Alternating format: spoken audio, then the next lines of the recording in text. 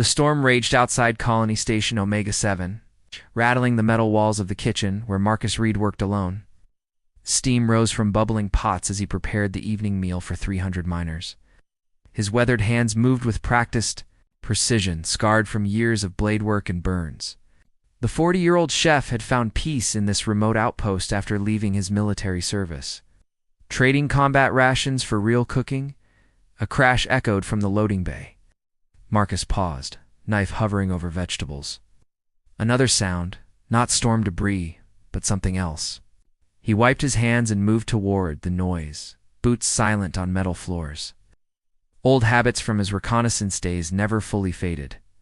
Through the rain-streaked window, he spotted a figure collapsed against supply crates. Humanoid but wrong somehow, too tall, limbs too graceful. Blue-tinted skin glistened with rain and something darker. Blood. Marcus grabbed his medical kit and rushed outside. The being was female, wearing tattered robes that might once have been elegant. Her breathing was shallow, silver hair plastered against angular features. Most striking were her eyes, large violet orbs that tracked his movement with intelligence and fear. "Easy," Marcus whispered, kneeling beside her. "I'm not going to hurt you." She tried to speak, voice musical despite her pain. "Please, they hunt me." Marcus saw the plasma burn on her shoulder, the exhaustion in her face. Whatever she was running from, she was no threat to anyone right now. His training kicked in. Assess, stabilize, protect. He slipped an arm under her shoulders. "Can you walk?" She nodded weakly. He helped her to the kitchen's back entrance, away from the main corridors where miners would see them. Inside, he settled her into a chair by the warm ovens. "I'm Marcus," he said, cleaning her wound with gentle efficiency. "What's your name?" "Zena," she whispered, wincing as he applied antiseptic. I should not be here. Neither should half the people on this rock," Marcus replied. "But here we are." He prepared a simple broth, something easy on her stomach. As he cooked, he noticed how she watched his hands, how her nostrils flared at the familiar scents. When he set the bowl before her, she hesitated. "It's safe," he said. "Just vegetables and protein." Zena lifted the spoon with trembling fingers. The first taste brought tears to her violet eyes. She ate slowly, savoring each spoonful like it was precious. Marcus turned back to his own cooking, giving her privacy to compose herself. "You cook like someone who understands hunger," she said softly. "Everyone deserves a good meal," Marcus replied. "No exceptions." As the storm continued outside, Zena's posture gradually relaxed. The warmth of the kitchen and the simple kindness of hot food worked their magic. Marcus didn't ask questions, didn't demand explanations. He simply cooked, and she simply existed in the safety he provided. When she finally spoke again, her voice carried gratitude deeper than words. "In my language, we say Kellen, Tasha. It means you have fed my soul." Marcus met her gaze and saw something beyond gratitude there. Something that made his pulse quicken despite himself. "You're welcome to stay until the storm passes." In the spice cabinet 3 days passed before Zena could move without pain. Marcus told the other staff she was a temporary kitchen aide, and somehow no one questioned it. She worked quietly, efficiently, her movements around food prep betraying formal training. Her knife work was exquisite, her seasoning instincts flawless. "Where did you learn to cook like that?" Marcus asked, watching her julienne vegetables with surgical precision. Zena's hands stilled. "My people. We believe food is the first language of love. I was trained in the royal kitchens before." She trailed off. "Before you had to run," she nodded, not meeting his eyes. "My world fell to the hegemony. Those who served the crown were marked for elimination. I escaped, but I am the last of my kind here." Marcus absorbed this revelation. Refugee, possibly, noble-born, definitely skilled beyond anything he'd seen. "What's your people's name, Catherian?" she said softly. "We were known for our hospitality, our cuisine. Now we are known for being extinct." That night, after the miners had eaten and gone, Marcus and Zena worked side by side preparing for the next day. Their movements synchronized naturally, hands occasionally brushing as they reached for the same ingredients. Each contact sent electricity through Marcus's chest, Try this, Zena said, lifting a spoon to his lips. Da-da-da-da. The sauce was complex, layered with spices he couldn't identify. As he tasted, she watched his face intently, pupils dilating when he closed his eyes in appreciation. Incredible, he murmured. What's in it? Secrets, she whispered, standing close enough that he could smell her skin beneath the cooking aromas. Would you like to learn? Their cooking lessons became nightly rituals. Xena taught Marcus's techniques passed down through generations of her people, while he shared the practical skills learned feeding soldiers and workers. Both used cooking to process trauma, him from the war, her from losing everything. Food doesn't lie, Marcus said one evening, watching her demonstrate a complex braiding technique with dough. It reflects exactly who we are inside. Xena's hands paused in their work. Then what do you see when you taste my cooking? Marcus stepped closer, drawn by something he couldn't name. Sorrow, beauty, incredible strength. And he hesitated. What? Longing? Their eyes met across the flowered workspace. The air between them crackled with possibility. Xena's breath quickened, her alien features lovely in the warm kitchen light. Marcus, she whispered, and he heard desire in the musical syllables of his name. He reached out, fingertips tracing the curve of her jaw. Her skin was softer than he'd imagined, warmer. She leaned into his touch, eyes fluttering closed. We shouldn't. She breathed even as her body betrayed her words, swaying closer. Probably not, he agreed. Thumb brushing across her lower lip, the kitchen timer chose that moment to sound, breaking the spell. They stepped apart, both breathing hard. Xena turned to check the ovens, but Marcus caught the flush spreading across her blue-tinted skin. Something fundamental had shifted between them. Tomorrow would bring complications, but tonight had brought truth. As they finished their work in charged silence, both wondered if they were prepared for where this path might lead. The following evening, Xena arrived at the kitchen wearing a dress Marcus had never seen, flowing fabric that hugged her curves and left her shoulders bare. Her silver hair was braided with small bells that chimed softly when she moved. A festival dress, she explained, suddenly shy. Among my people, we dress this way when cooking for someone. ... Special. Marcus's throat went dry. Xena ... I know it's foolish, she said quickly. We're different species, different worlds. But when I cook with you, when you taste my food with such reverence ... I feel alive again. He crossed to her, hands settling on her waist. You're not foolish, you're beautiful. This time when their lips met, nothing interrupted them. The kiss was gentle at first, tentative, then deeper as Xena's arms wound around. His neck, she tasted like the exotic spices she used, sweet and complex. Marcus pulled her closer, marveling at how perfectly she fit against him. Teach me, he murmured against her mouth. Teach me to cook your people's wedding feast. Xena's eyes widened. Marcus, that's sacred. Only bonded pairs then bond with me. The words hung between them, impossible and inevitable. Before Xena could respond, boots thundered in the corridor outside. Colony security burst through the kitchen doors. Step away from the alien, commanded Captain Torres, weapon drawn. We know she's here. Marcus moved protectively in front of Xena. She's under my protection. She's an unregistered refugee, Torres snapped. Probably a spy. You're harboring a potential enemy combatant. She's a cook, not a soldier. Regulations don't care what she does with her hands, Torres said coldly. She goes to detention tonight. Deportation shuttle tomorrow. Xena squeezed Marcus's shoulder. It's all right. I knew this day would come. No, Marcus growled, the soldier. In him awakening, I won't let them take you. You don't have a choice, Torres said. Guards secure the prisoner. As security moved forward, Marcus stepped sideways, placing himself between them and Xena. His voice carried the authority of his military rank when he spoke. Stand down. I'm invoking Colonial Protection Protocol 77 Alpha. Torres paused. What grounds? Cultural preservation. She's the last keeper of Catherian culinary traditions. That makes her knowledge invaluable to human understanding of the galaxy. It was a desperate gambit, but Torres hesitated. Cultural preservation laws were strict. Destroying the last remnant of a species' wisdom was considered a crime against galactic heritage. You have 24 hours, Torres finally said. Colony Council will review your petition tomorrow.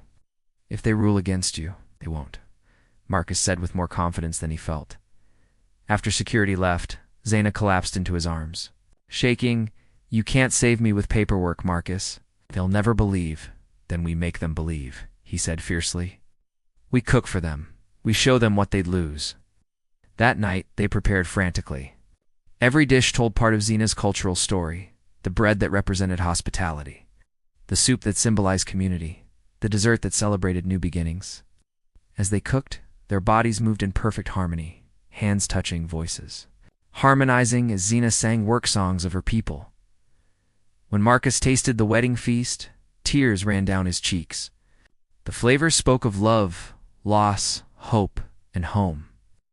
If the council had any souls left, this meal would save her. As dawn approached, they held each other in the quiet kitchen, surrounded by the fruits of their labor and the weight of uncertain future. The taste of Karajeth Colony Council chamber buzzed with nervous energy as miners, administrators, and security personnel gathered for the unprecedented hearing. Marcus had insisted the proceedings include a meal. If Xena's fate hung on her cultural value, they needed to experience that culture directly. "This is highly irregular," huffed Councilwoman Petrov, eyeing the elaborate table settings with suspicion. "So is condemning someone to death for the crime of seeking shelter," Marcus replied evenly. He wore his dress uniform, military decorations glinting under harsh lights. Beside him, Xena stood gracefully in her festival dress, chin raised despite the fear in her violet eyes. She'd insisted on serving the meal herself, honoring the traditions of her people. Captain Torres presented his case first. The defendant entered colonial space without proper documentation. She poses a security risk, and precedent demands deportation to hegemony space, which amounts to a death sentence. Murmurs rippled through the crowd. Several miners shifted. Uncomfortably, they'd eaten Xena's cooking all week without knowing it. Council Chairman Marcus said, rising, "May I present evidence for cultural sanctuary?" Chairman Valdez nodded, though skeptically. "Proceed." Xena stepped forward, bells chiming softly. She began with the bread of hospitality, explaining its significance as she broke it and offered pieces to each council member. Her voice was musical, hypnotic, as she described the rituals of her lost world. "Among the Catharian," she said, ladling soup into bowls, "we believe that to share a meal is to share souls. This soup contains memories of my grandmother's hands, wisdom passed down through 50 generations of cooks." Even Petrov's expression softened as she tasted the complex broth. Around the room, harsh faces grew thoughtful. Marcus watched Xena work, pride swelling in his chest. She was magnificent, dignified, graceful, utterly compelling. When she reached the main course, she gestured for him to join her. "This dish requires 2 cooks," she explained. "One to hold the knowledge, one to hold the love."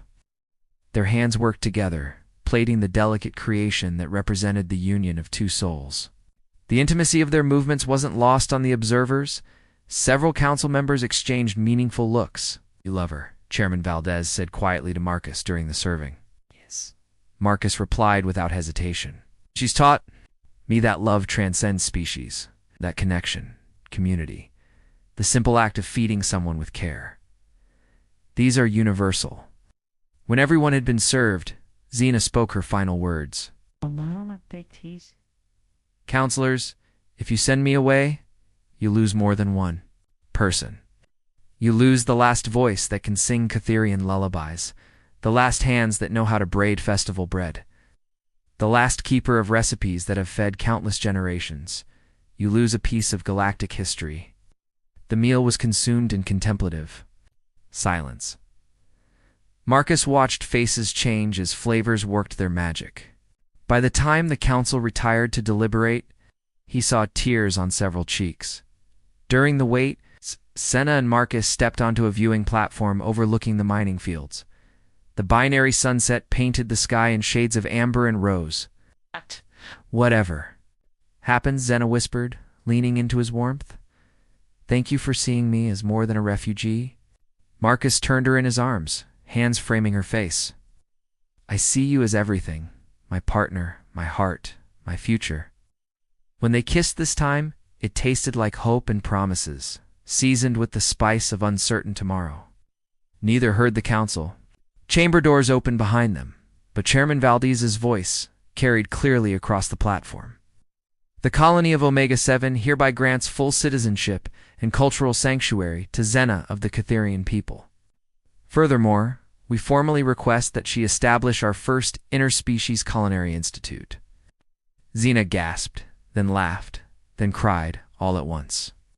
Marcus lifted her off her feet, spinning her around as miners and council members alike erupted in applause. Their love story had become the colony's triumph too. 6 months later, the aroma of exotic spices wafted through the corridors of Omega-7's newest attraction. The Catherian Cultural Center occupied an entire wing of the station, complete with teaching kitchens, dining halls, and living quarters for visiting students. Marcus stood in the main kitchen, watching Xena demonstrate bread braiding to a group of fascinated human apprentices. She wore simple chef's whites now, but the bells in her hair still chimed when she moved. Her laughter filled the space, bright and unguarded. Remember, she was saying the dough should feel like silk between your fingers. If it resists, you must coax it, not force it. One student, a young miner named Tommy, who'd been particularly eager to learn, struggled with the technique. Xena moved behind him, her hands covering his to guide the motion. Like this? Yes? Cooking is about patience, about listening to what the ingredients need. Yes. Marcus smiled, remembering their first lessons together. He'd been just as clumsy. Just as eager to impress, now their partnership in the kitchen flowed like music, each anticipating the other's needs. Chef Reed, called Tommy, is it true you and Chef Xena are getting married in the Catherian style? Bonded, Marcus corrected, gently, and yes, next month during the Harvest Festival. Excited chatter filled the room. Their relationship had become something of a legend on Omega-7, proof that love could bloom in the most unlikely places. After the students left, Marcus and Xana began preparing for the evening service. The restaurant stayed booked solid, drawing visitors from across the sector who came for the unique fusion of human and Catherian cuisine. The terraforming committee wants to name the new agricultural dome after you. Marcus mentioned dicing vegetables with practiced efficiency. Xena looked up from her sauce preparation. That's quite an honor. You deserve it. What you've built here, ... double quotes. He gestured around the bustling kitchen. It's incredible. What we've built, she corrected, moving to taste his work. Perfect balance. Their fingers intertwined as she stepped closer. 6 months of partnership had only deepened their connection. Marcus marveled daily at how complete he felt with her beside him. Have you chosen your wedding menu yet? He asked, nuzzling her temple. Xena's eyes sparkled with mischief. A surprise, no? But I will say, it includes that dessert you've been trying to perfect. The one with the crystallized flowers, among other things. She kissed him softly, tasting of vanilla and secrets. It's a dish that represents new beginnings, perfect for starting our life together. Later that evening, as the last customers departed and they cleaned their domain together, Marcus reflected on the journey that had brought them here. A storm, a wounded refugee, a simple act of kindness, such small things to build a life upon. Do you ever regret it? Xena asked quietly, as if reading his thoughts. Giving up your quiet kitchen for all this chaos? Marcus looked around it. What they'd created together, not just a restaurant, but a true cultural exchange. Human miners sat beside alien traders, sharing food and stories. Children of different species played together while their parents learned new recipes. The scars of war and prejudice were healing, one meal at a time. Never, he said firmly, pulling her close. Besides, quiet was overrated. Xena laughed, that musical sound that had first captured his heart. Then let's make some more beautiful chaos together. as Omega-7's twin moons rose outside their kitchen windows. Marcus and Xena planned their next menu, their voices harmonizing like ingredients in a perfect dish. They had found in each other not just love, but purpose, creating bridges between worlds, one shared meal at a time. Their story had become legend, but their future was still being written. Seasoned with hope and stirred with dreams that knew no boundaries between species or stars. Continue, type yes to extend this story, and explore new adventures in Marcus and Xena's life together.